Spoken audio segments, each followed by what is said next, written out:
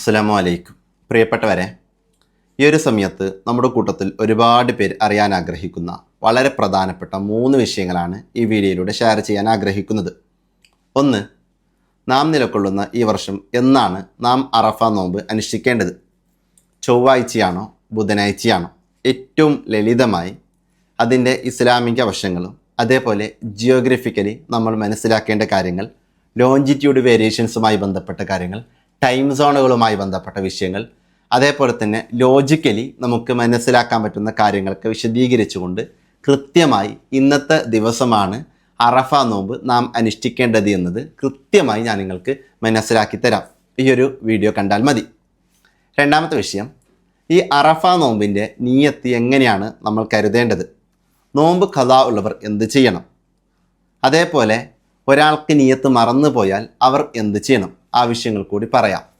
മൂന്നാമത്തെ കാര്യം, ഈ അറഫ ദിവസത്തെ നോമ്പിൻ്റെ മഹത്വം അത് കൃത്യമായി ഏറ്റവും ലളിതമായി മുത്തുനബി സല്ലല്ലാഹു അലൈഹി വസല്ലം തങ്ങൾ നമുക്ക് പഠിപ്പിച്ചു തന്ന ഒരു കാര്യം ഞാൻ നിങ്ങൾക്ക് അവതരിപ്പിച്ചു തരാം. അതേപോലെ ഈ ദിനം നോമ്പനുഷ്ഠിക്കാൻ പറ്റാത്തവർ ചെയ്യേണ്ടത്, വലിയ ശുദ്ധിയിലൂടെ കടന്നു പോകുന്ന സ്ത്രീകൾ ചെയ്യേണ്ടത്, അങ്ങനെ തുടങ്ങി പല വിഷയങ്ങളും ഏറ്റവും ലളിതമായി ഈ ഒറ്റ വീഡിയോയിലൂടെ ഞാൻ നിങ്ങൾക്ക് അവതരിപ്പിച്ചു തരാം. ഞാൻ ആദ്യം തന്നെ നിങ്ങളോടൊരു കാര്യം പറയാം. ഈ വീഡിയോ നിങ്ങൾ കൃത്യമായി കണ്ടാൽ എല്ലാ കാര്യങ്ങളും ഏറ്റവും ലളിതമായി നിങ്ങൾക്ക് മനസ്സിലാക്കാൻ പറ്റും.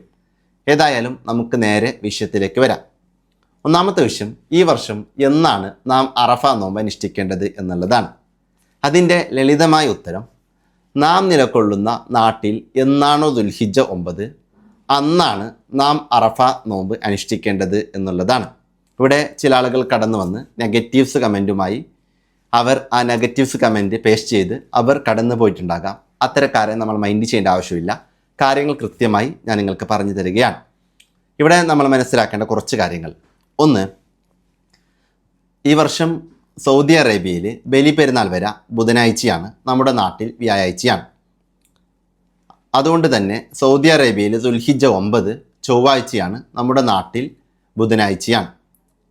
നമ്മൾ ബുധനാഴ്ചയാണ് 2026 നാം നിലകൊള്ളുന്ന ഈ വർഷം അറഫ നോമ്പ് അനുഷ്ഠിക്കേണ്ടത്. പല നാടുകളിലും പല ഗൾഫ് രാജ്യങ്ങളിലും മറ്റു പലയിടങ്ങളിലും ചൊവ്വാഴ്ചയായിരിക്കും ദുൽഹിജ്ജ 9, അന്നാണ് അവർ അറഫ നോമ്പ് അനുഷ്ഠിക്കേണ്ടത്. ഒന്നാമതായി ഇവിടെ നമ്മൾ മനസ്സിലാക്കേണ്ടത്, ഇസ്ലാമിൽ ഇത്തരം വിഷയങ്ങളുമായി ബന്ധപ്പെട്ടുകൊണ്ട് കണക്കാക്കപ്പെടാൻ അതാത് നാടുകളിലെ മാസപ്പിറവി ദൃശ്യമാകുന്ന കാര്യങ്ങളാണ്. മഹാനായ മുആവിയ റളിയല്ലാഹുവിൻ്റെ നേതൃത്വത്തിൽ ഷ്യാമിൽ ഒരു റമളാനുമായി ബന്ധപ്പെട്ട് മാസപ്പിറവി ഒരു വെള്ളിയാഴ്ച ദൃശ്യമാവുകയും അതേസമയം മഹാനായ ഇബ്നു അബ്ബാസ് റളിയല്ലാഹുവിൻ്റെ നേതൃത്വത്തിൽ ശനിയാഴ്ച ദൃശ്യമാവുകയും ചെയ്തു. ആ വർഷം പെരുന്നാളിനോടനുബന്ധിച്ച് ഈ വർഷം മഹാനായ ഇബ്നു അബ്ബാസ് റളിയല്ലാഹുവിൻ്റെ അരികിലേക്ക് എത്തിയപ്പോൾ അവിടെ നിന്ന് നൽകുന്ന മറുപടി, നമുക്ക് ഇന്ന് മാസപ്പിറവി ദൃശ്യമാവുകയാണെങ്കിൽ നാം നാളെ പെരുന്നാൾ ആഘോഷിക്കും, അല്ലെങ്കിൽ റമദാന് 30 പൂർത്തീകരിക്കും എന്നുള്ളതാണ്. മുത്തുനബി സല്ലല്ലാഹു അലൈഹി വസല്ലം തങ്ങൾ പഠിപ്പിച്ച് തരുന്ന വിഷയങ്ങളുമായി ബന്ധപ്പെട്ടുകൊണ്ട് മഹത്തുക്കൾ നമുക്ക് പഠിപ്പിച്ച കാര്യമാണ്. എന്നാൽ മഹാനായ ഇമാം നവവി റഹിമഹുല്ലാ ഈ വിഷയം നമ്മോട് പഠിപ്പിക്കുന്നുണ്ട്. ഇത്തരം കാര്യങ്ങളിലൊക്കെ അതാത് നാടുകളിലെ മാസപ്പിറവി അനുബന്ധിച്ചാണ് നമ്മൾ കർമ്മങ്ങൾ ചെയ്യേണ്ടത് എന്നുള്ളത്. ഇനി അതുമാത്രമല്ല, നമ്മളൊരു കാര്യം പ്രത്യേകം മനസ്സിലാക്കാം. ഇസ്ലാമിൽ ഇത്തരം കാര്യങ്ങൾ ഇന്നും ഇന്നലെയും ഉണ്ടായതല്ല. നമുക്ക് ടെക്നോളജികൾ വ്യാപകമായ ഒരു സമയത്ത്, സോഷ്യൽ മീഡിയ സംവിധാനങ്ങളൊക്കെ വ്യാപകമായ ഒരു സമയത്ത് ഓരോ നാട്ടിലും ദുൽഹിജ്ജ 9 എന്നാണെന്നും അതേപോലെ ദുൽഹിജ്ജ 8 എന്നാണെന്നും ഇതൊക്കെ നമുക്ക് കൃത്യമായി മനസ്സിലാക്കാൻ പറ്റുന്നുണ്ട്. അതേസമയം ഒരു 100 വർഷം മുമ്പ് അല്ലെങ്കിൽ 200-300 വർഷങ്ങൾ മുമ്പ് ഇത്തരം കാര്യങ്ങൾ മനസ്സിലാക്കാനുള്ള മീഡിയകൾ ഉണ്ടായിരുന്നില്ല. അതും കൂടി നമ്മൾ ആലോചിച്ച് നോക്കണം. അപ്പോൾ നമ്മൾ മനസ്സിലാക്കേണ്ട ഒരു വിഷയം, നമ്മുടെ നാട്ടിൽ എന്നാണോ ദുൽഹിജ്ജ 9 അന്നാണ് നാം അറഫ നോമ്പ് അനുഷ്ഠിക്കേണ്ടത് എന്നുള്ളതാണ്. ഇനി അതല്ല, ഹാജിമാർ അറഫയിൽ സംഗമിക്കുന്നതുമായി ബന്ധപ്പെട്ടുകൊണ്ട് സൗദി അറേബ്യയിലെ ദുൽഹിജ്ജ 9 തന്നെ അറഫ നോമ്പ് അനുഷ്ഠിക്കണമെന്ന് പറയുമ്പോൾ മറ്റു ചില പ്രശ്നങ്ങൾ കൂടിയുണ്ട്. ജിയോഗ്രഫിക്കലി ഞാൻ നിങ്ങൾക്ക് മനസ്സിലാക്കി തരാം. അതായത് നമ്മുടെ സമയങ്ങൾ കാൽക്കുലേറ്റ് ചെയ്യുന്നത് ലോഞ്ചിറ്റ്യൂഡുമായി ബന്ധപ്പെട്ടുകൊണ്ടാണ്. അതായത് മലയാളത്തിൽ രേഖാംശം എന്ന് അതിനെ നാം വിളിക്കും. ഉത്തരാർദ്ധഗോളവും ദക്ഷിണാർദ്ധഗോളവും ബന്ധിപ്പിക്കുന്ന രേഖകൾക്കാണ് രേഖാംശം എന്ന് പറയാം. ഇതിൻ്റെ 0 ഡിഗ്രി കടന്നു പോകുന്നത് ഇംഗ്ലണ്ടിലെ ഗ്രീൻവിച്ച് എന്ന് പറയുന്ന സ്ഥലത്തിലൂടെയാണ്. അതുകൊണ്ട് അതിലേക്ക് ഗ്രീൻവിച്ച് ലൈൻ എന്നും പറയും, അല്ലെങ്കിൽ പ്രൈം മെരീഡിയൻ എന്നും അതിന് പറയും.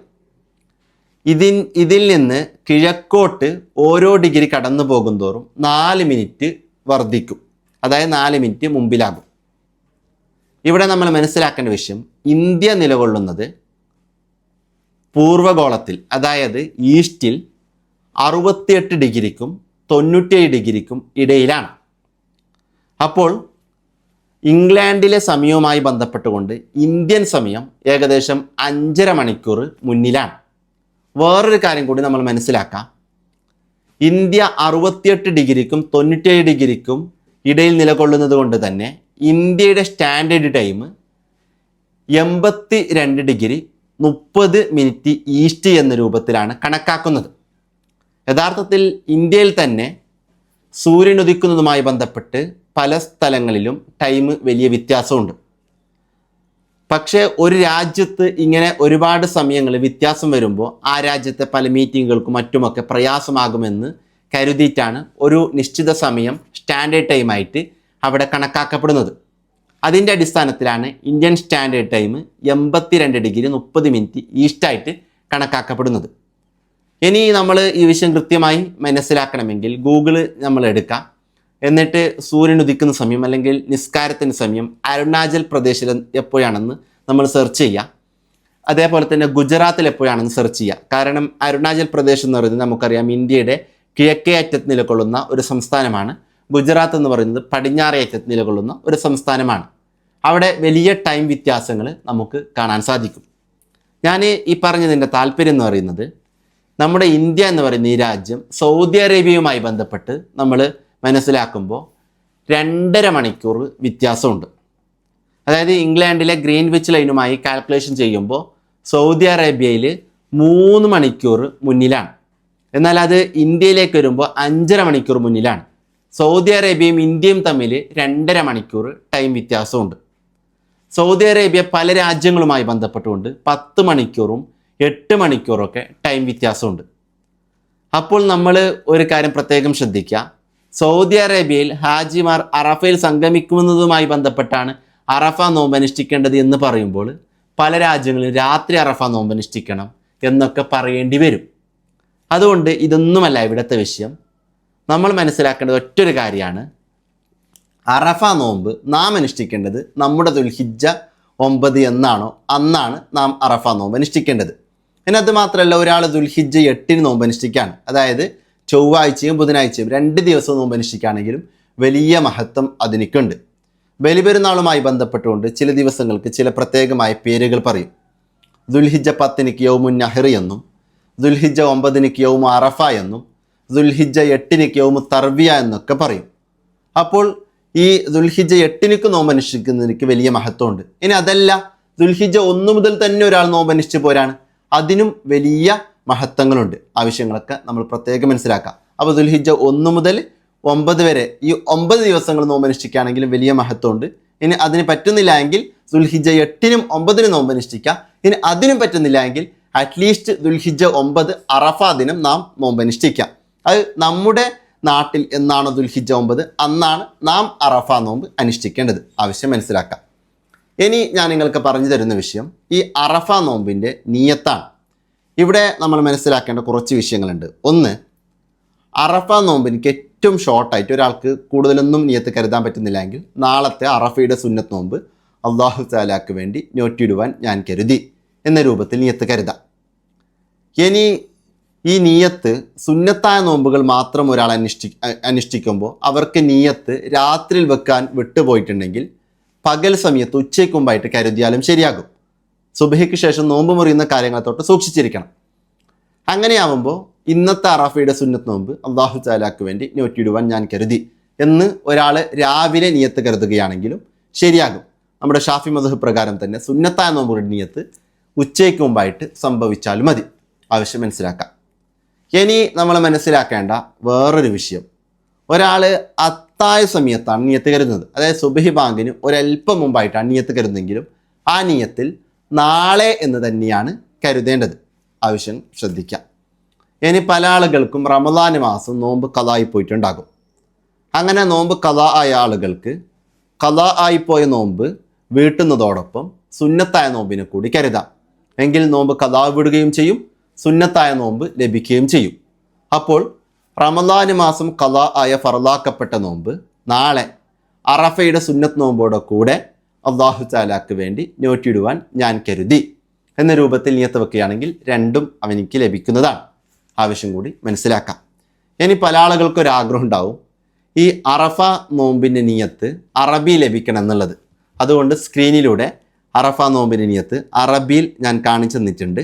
എല്ലാ ആളുകളും സ്ക്രീന് കൃത്യമായിട്ട് ശ്രദ്ധിക്കാം. അതായത് നവൈത്തു സൗമഗദിൻ അൻ അദായി സുന്നത്ത് യോമി അറഫ ഹാദിഹി സനത്തി ലില്ലാഹി തആല. ഈ കൊല്ലത്തെ അറഫ ദിവസത്തെ സുന്നത്തായ നോമ്പ് നാളെ അല്ലാഹു തആലാക്ക് വേണ്ടി അദാ ആയി നോറ്റിടുവാൻ ഞാൻ കരുതി എന്ന രൂപത്തിലാണ്. ആവശ്യം ശ്രദ്ധിക്കാം. അപ്പോൾ നമുക്ക് അറഫ നോമ്പിൻ്റെ നിയത്ത് എങ്ങനെ എന്നുള്ളത് മനസ്സിലായി. ഇനി ഞാൻ നിങ്ങൾക്ക് പറഞ്ഞിരുന്നത് ഈ നോമ്പിൻ്റെ മഹത്താണ്. ഒരുപാട് മഹത്വം ഇതിനിക്കുണ്ട്. അതിൽ വളരെ പ്രധാനപ്പെട്ട കുറച്ച് കാര്യങ്ങൾ ഞാൻ നിങ്ങൾക്ക് പറഞ്ഞുതരാം. മഹാനായ സൈനുദ്ദീൻ മഖ്ദൂം റളിയല്ലാഹു അൻഹു ഫത്ഹുൽ മുഈനിലൂടെ ഈ നോമ്പിനെ പറ്റി നമ്മോട് പഠിപ്പിക്കുന്നിടത്ത് തന്നെ മുത്തുനബി സല്ലല്ലാഹു അലൈഹി വസല്ലമ തങ്ങൾ നമ്മോട് പഠിപ്പിച്ച ഒരു ഹദീസുമായി ബന്ധപ്പെട്ട വിഷയം പഠിപ്പിച്ചിട്ടാണ് പഠിപ്പിക്കുന്നത്. അതായത് അറഫ ദിനത്തെപ്പറ്റി, അറഫ ദിവസത്തെ നോമ്പുമായി ബന്ധപ്പെട്ട് മുത്തുനബി സല്ലല്ലാഹു അലൈഹി വസല്ലമ തങ്ങൾ നമ്മോട് പഠിപ്പിച്ചത് സിയാമു യൗമി അറഫ അഹ്തസിബു അലല്ലാഹി അയ്യുകഫിറ സനത അല്ലത്തി ഖബലഹു വസനതല്ലത്തി ബഅദഹു എന്നുള്ളതാണ്. അതായത് അറഫ ദിനത്തിലെ നോമ്പ് കഴിഞ്ഞ ഒരു വർഷത്തെയും വരാനിരിക്കുന്ന ഒരു വർഷത്തെയും ദോഷങ്ങൾ പൊറുക്കപ്പെടാൻ കാരണമാകും എന്നുള്ളതാണ്. അപ്പോൾ നമ്മുടെ പക്കൽ നിന്ന് സംഭവിക്കുന്ന ചെറുദോഷങ്ങളൊക്കെ പൊറുക്കപ്പെടും. ഇനി വരാനിരിക്കുന്ന ഒരു വർഷത്തെ ദോഷങ്ങൾ പൊറുക്കപ്പെടും എന്ന് പറയുമ്പോൾ അതിൻ്റെ താല്പര്യം ഒന്നിരിക്കൽ വരുന്ന വർഷം ദോഷങ്ങളിൽ നിന്നൊക്കെ മാറി നിൽക്കാൻ നമുക്ക് തൗഫീഖ് ഉണ്ടാകും. അതെല്ലാ തെറ്റുകുറ്റങ്ങൾ സംഭവിച്ചു പോയാൽ തന്നെ ആത്മാർത്ഥമായി തൗബ ചെയ്യാനുള്ള തൗഫീഖും നമുക്കുണ്ടാകും എന്നുള്ളതാണ്. ഏതായാലും വൻദോഷങ്ങളൊക്കെ നമ്മിൽ നിന്ന് ഒരുപാട് സംഭവിച്ചിട്ടുണ്ടാകാം. ആത്മാർത്ഥമായി അതിനു വേണ്ടി നമ്മൾ തൗബ ചെയ്യണം. ഒപ്പം ഇതുപോലത്തെ നല്ല നല്ല കാര്യങ്ങൾ കൂടി നമ്മൾ ചെയ്യാം. നമ്മുടെ ജീവിതത്തെ നന്നാക്കാൻ നമുക്ക് സാധിക്കും.